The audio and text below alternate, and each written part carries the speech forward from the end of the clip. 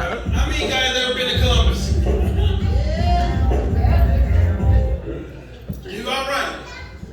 Well, just let you know, because of COVID, I discovered, maybe I should have other means of income because COVID stopped the comedy scene just like, and it breaks, and money wasn't coming in like it usually do. So I had to start doing different things, but I didn't want to go against my religion.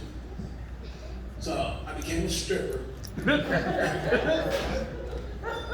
What, we don't got no Bible readers? Bible said David got so happy he danced out his clothes. If that ain't stripping, I was gonna get paid for it. Call me chocolate thunder. Once I mastered the pole, man, I tell you. Now, I do have a shoe store. So if you're ever in Columbus, please come to the Eastland Mall and visit my shoe store, okay? Now, it's not for everybody. It's actually for disabled people, for people with one leg. It's called half off. We got a huge sale going on this month. It's called buy one. We got the new LeBron, the new Jordan, so on our left shoes, we put on the right side of the store, Drake wrote our theme song. So you put your left shoe on, the right shoe up. And so, it's going to be off the chain. So if you ever get a chance, come on out to Half Off. You will be glad you did, at least part of it. But man, I tell you, before COVID, things were really, really going through, and it was going real good. We were doing comedy just about every weekend, and then going into the weekday to where I even got rid of my daytime job of trying to get money. And so I was doing comedy everywhere. I was with our headliner, Mr. Chris Cherry, who's going to be coming up real soon. Very funny dude. We were doing comedy everywhere in Tennessee, and we were in Memphis. I won't forget, the superintendent of Memphis City Schools heard us, and she enjoyed me so much. She asked me to come down and do a commencement speech there. I tell you, God is so good. He opened up doors in ways when you don't even think you're gonna go. You know what I mean? I was ecstatic. I'm not gonna lie. This was the year right before COVID, and I went down there to do a commencement speech, and I loved it till I got there. I forgot I didn't like kids. So I'm kidding. So I got there. And I'm doing my speech. Kids weren't paying me no attention. Now this was 2018. Imagine that. They were on their phones texting, throwing up gang signs. The teacher on stage would be throwing up gang signs. I'm for real. I was one, I was scared. Two, I was hot. Because I spent hours writing this speech. I'm like, this is good. I'm thinking to myself, never again will I do a commencement speech for the school for the deaf. This thing is, I should have known something because I got there, knocked on the door about an hour, and nobody come to the door. I'm like, goodness gracious. I'm going to sign these deaf people a piece of my mind. It was good. I tell you, this is really, really a great round. Come on, give yourselves a round of applause.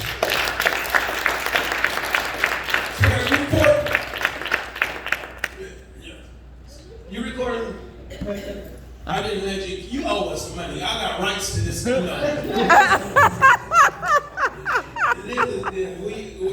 really, really enjoy and appreciate people who participate and who are in this. This is, I love you guys. Really, really. Give yourselves a round of applause. It's COVID, I'll tell you.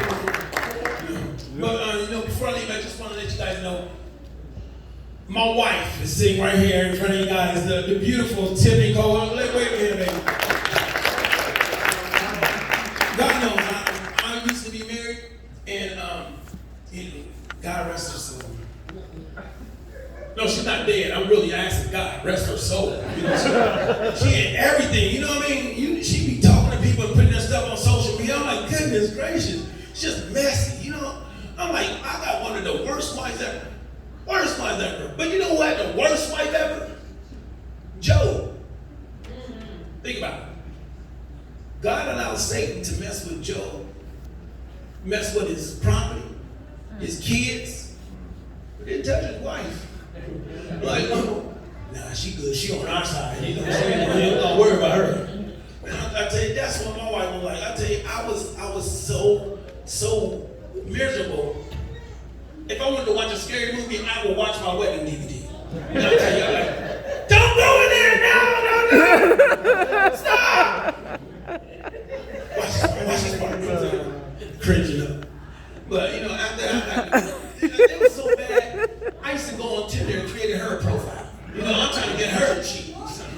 You know, but when we got divorced, and I got back in the dating scene, I hated it. You know, was trying to find somebody to date, got catfish. You know, because I dated in the early 90s, then got married.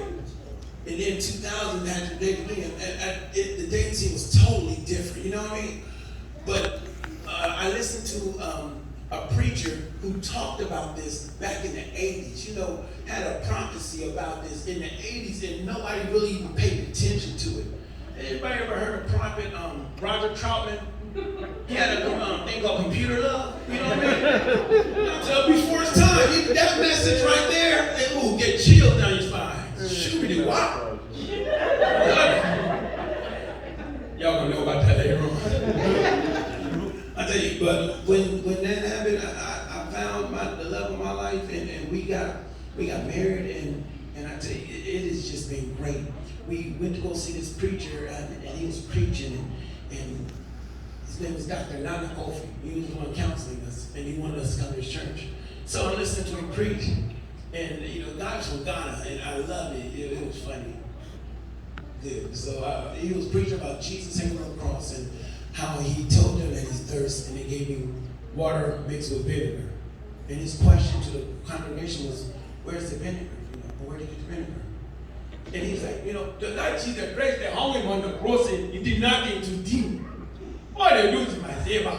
I'm like, oh my goodness, man. What? And so I'm like, yeah, that's how it's like. So he's like, you know, hung him on the cross. He said, no to what? He told him, he said this. He said, I test.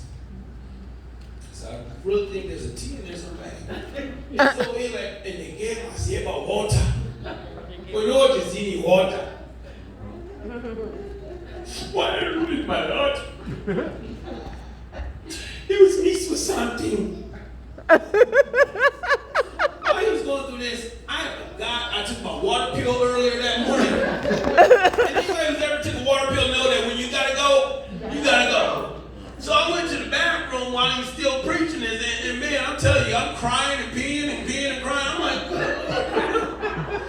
I asked you these questions, my friend. You know they get myself all I do. But it speaks with something. I asked you these questions, right? Where? He's like, where's the vinegar? I asked you why? I see all of you. Where? Where is the big nigga? Now at this time, I thought me and my wife were the only visitors. One. Two, I didn't know they didn't pronounce the letter V. It sounded like the letter B. So when he was saying vinegar, where is the big nigga?